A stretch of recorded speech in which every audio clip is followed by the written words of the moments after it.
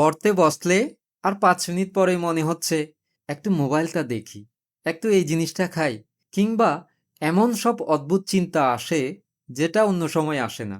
কি পরিচিত মনে হচ্ছে, চেনা চেনা লাগছে। এটাই হচ্ছে মনোযোগ না থাকার আসল চিত্র। কিন্তু কেন এমন হয়? প্রথম কারণটা হচ্ছে মন আর মস্তিষ্ক এক জায়গায় নেই। তোমার শরীরটা বইয়ের সামনে, কিন্তু মন পড়ে আছে সোশ্যাল মিডিয়ায়, বন্ধুদের আড্ডায়, কিংবা অন্য কোথাও। দ্বিতীয় হচ্ছে লক্ষ্য স্পষ্ট নয়।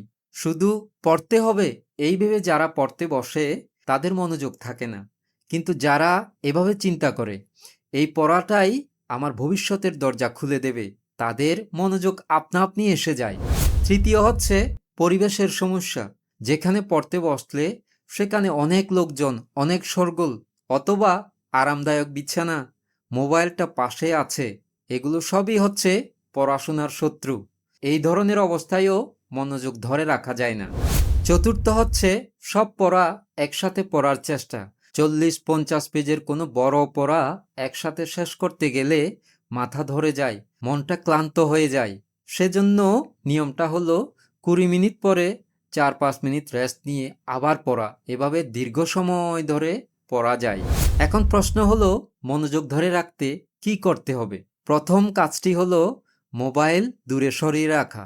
দ্বিতীয় কাজটি হচ্ছে ২০ মিনিট পরে ৫ মিনিট রেস্ট নিয়ে আবার পড়া। তৃতীয় কাজটি হচ্ছে পড়াশোনাকে শাস্তি মনে না করে ভবিষ্যতের একটা বিনিয়োগ চিন্তা করে পড়তে বসা। একটা কথা সব সময় মনে রাখবে, মনোযোগ জোর করে আসে না। যখন পড়ার কারণটা স্পষ্টভাবে জানবে, তখন থেকেই মনোযোগ আপনা আপনি চলে আসবে। সেজন্য কেন পড়ছ সেটা জানা খুবই জরুরি।